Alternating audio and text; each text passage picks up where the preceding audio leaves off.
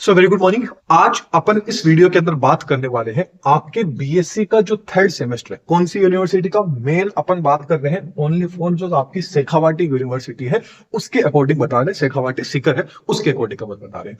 तो आपके BSc third same का जो आपका जूलॉजी का पेपर है, इस टाइम तक यदि मान लीजिए आपने कुछ भी नहीं पढ़ा है, आपको कुछ डाउट हो सकता है कि ये क्या पढ़ूं पास हो जाए, तो वो सारे के सारे डाउट इस वीडियो के अंदर इस लेक्चर में आपके क्लियर हो जाएंगे, क्योंकि आज अपन इंपॉर्टेंट क्वेश्चंस करने वाले हैं। आप सबको पता है इससे पहले भी अपन जब ईयरली एग्जाम हुआ करते थे उस टाइम भी अपन इंपॉर्टेंट क्वेश्चंस बात करते थे, ऑलमोस्ट वही क्वेश्चंस आपको एग्जाम में देखने को मिल जाते थे। तो इस बार भी वही उम्मीद करते हैं कि अपन जो अभी क्वेश्चंस देखेंगे वो आपको आपके एग्जाम में देखने को मिल जाए। तो चलिए टाइम वेस्ट नहीं करते हैं, मेन फोकस रहेगा इंपॉर्टेंट क्वेश्चन जो आपके 2025 इस साल जो आपके थर्ड सेमेस्टर का जो एग्जाम होने वाला है 5 से 10 दिन में, उन इंपॉर्टेंट क्वेश्चंस को देखेंगे ताकि आपके अच्छे से मार्क्स आ सके, या आपने नहीं पढ़ा है तो आपकी पढ़ाई अच्छे से हो जाए।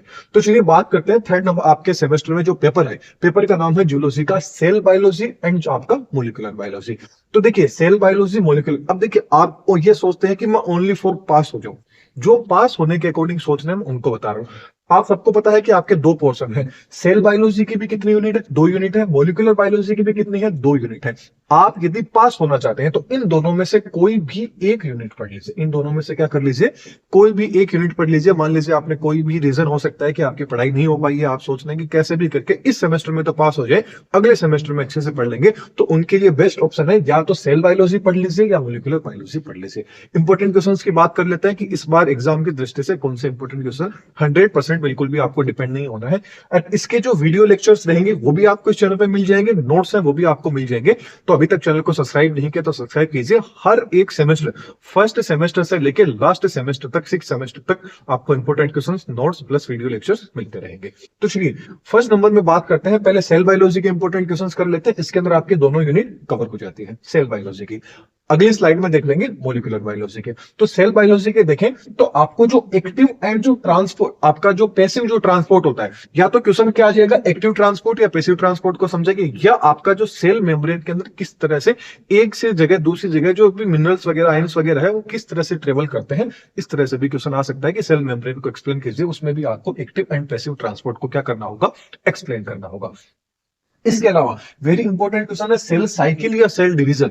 आपसे सेल साइकिल के बारे में पूछा जा सकता है, सेल डिवीजन के बारे में पूछा जा सकता है। इसके अंदर भी जो मियोसिस एंड जो माइटोसिस की जो फेज है, ये क्वेश्चंस आप मान लीजिए अल्ट्रा इंपॉर्टेंट है। ये बड़ा क्वेश्चंस में भी आएगा तो डायरेक्ट आपको सेल साइकिल के बारे में पूछ लेगा, और इसमें छोटे क्वेश्चन जब आप इनको पढ़ोगे ना तो इसके अंदर मियोसिस एंड माइटोसिस की दोनों प्रोसेस आएगी। तो शॉर्ट नोट में आपको क्या पूछ लेगा, डायरेक्ट पूछ लेगा कि माइटोसिस को एक्सप्लेन कर दीजिए या मियोसिस को एक्सप्लेन कर दीजिए। तो ये क्वेश्चंस आपको पढ़ना है, इससे आपके 2 क्वेश्चंस क्या हो जाएंगे, कवर हो जाएंगे। इसके अलावा आप शॉर्ट नोट में बात करें तो शॉर्ट नोट में आपको जो क्रोमोसोम्स है, क्रोमोसोम्स की आपको स्ट्रक्चर बतानी है, कितने टाइप्स के हो सकते हैं, यूक्रोमेटिन वगैरह हो गए, ये सारे आपको क्या करने हैं, एक्सप्लेन करने हैं।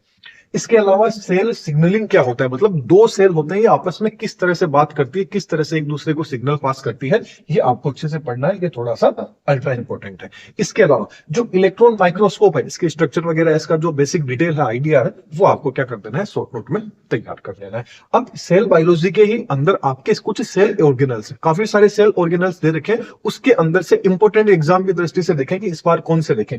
तो इस बार आप एक तो माइटोकॉन्ड्रिया को देख लीजिएगा, एंडोप्लाज्मिक रेटिकुलम स्किप बिल्कुल भी नहीं करना है, ऑलरेडी स्किप कर करके क्वेश्चंस बनाए गए हैं। न्यूक्लियस हो गया, प्रोक्सिसोम हो गया, साइटोस्केलेटन हो गया, ये आप जो सेल ऑर्गेनल्स है इनको एक्सप्लेन कर लीजिएगा। नेक्स्ट यदि अपन बात करें शेखावाटी यूनिवर्सिटी की बात करने पर मोलिकुलर बायोलॉजी की, कि मोलिकुलर बायोलॉजी की भी 2 यूनिट है। अब आप चाहें तो सेल बायोलॉजी को कवर कर लीजिए यदि पास होना चाहते हैं, या फिर मोलिकुलर बायोलॉजी को कवर कर लीजिए, जो भी लगे। इन सबके वीडियो लेक्चर आपको इस चैनल पर देखने को मिल जाएंगे। फर्स्ट आ जाता है डीएनए रिप्लिकेशन, कि जो डीएनए का रिप्लिकेशन किस तरह से होता है, इसको आपको एक्सप्लेन करना है विथ मैकेनिज्म, पूरी की पूरी डायग्राम के द्वारा आपको एक्सप्लेन करना है। इसके अलावा जो पोस्ट ट्रांसक्रिप्शन जो मॉडिफिकेशन होता है, अब देखिए पोस्ट जो ट्रांसक्रिप्शनल जो मॉडिफिकेशन है ना, अब ये क्वेश्चन बड़ा भी आ सकता है और इसके अंदर छोटा भी क्वेश्चन आ सकता है। बड़ा क्वेश्चन तो आ जाएगा पूरा का पूरा पोस्ट ट्रांसक्रिप्शन मॉडिफिकेशन बता दीजिए, एंड छोटे के अंदर यदि शॉर्ट नोट में अगला पूछना चाहेगा, कंफ्यूज करना चाहेगा, तो वो कर देगा कि 5 डेज स्पेशलाइजेशन, या उसको समझा दीजिए। ये इस तरह से क्या हो सकता है, इनके जो पार्ट्स रहेंगे उन पार्ट्स को क्या है अगला पूछ लेगा। तो इसलिए भी आपको क्या रहना है, तैयार रहना है।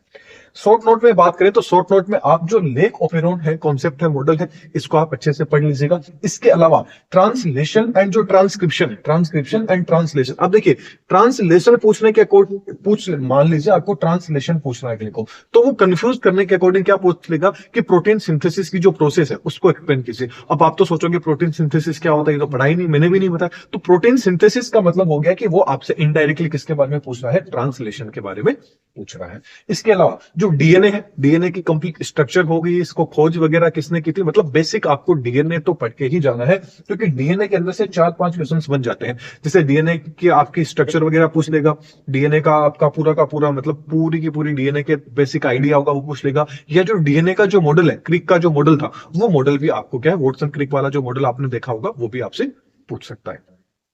फिर आ जाता है जेनेटिक कोड, जेनेटिक कोड को भी अच्छे से देख लेना है। एंड फिर आ जाते हैं आपके टेलोमर्स। अब देखिए जब आप क्या करेंगे, ट्रांसक्रिप्शन एंड ट्रांसलेशन पढ़ेंगे ना, तो इसमें कुछ ट्रांसक्रिप्शन फैक्टर्स भी आएंगे, डीएनए पॉलीमरेज क्या होता है, आरएनए पॉलीमरेज का कहां यूज होता है, उनका क्या फंक्शन रहता है। देखिए अब एग्जामिनर क्या करेगा, आपसे डायरेक्ट शॉर्ट नोट पूछ लेगा, ट्रांसक्रिप्शन ट्रांसलेशन में पूछ के वो आपसे एक आइडिया ले लेगा कि भाई अगले को ट्रांसक्रिप्शन या ट्रांसलेशन आता है नहीं आता। तो अब इतना बड़ा क्वेश्चन अगला सोचता है कि इतना बड़ा दूंगा तो मेरा क्वेश्चन कवर हो जाएगा, तो इससे अच्छा है एक छोटे पोर्शन में दे दूं।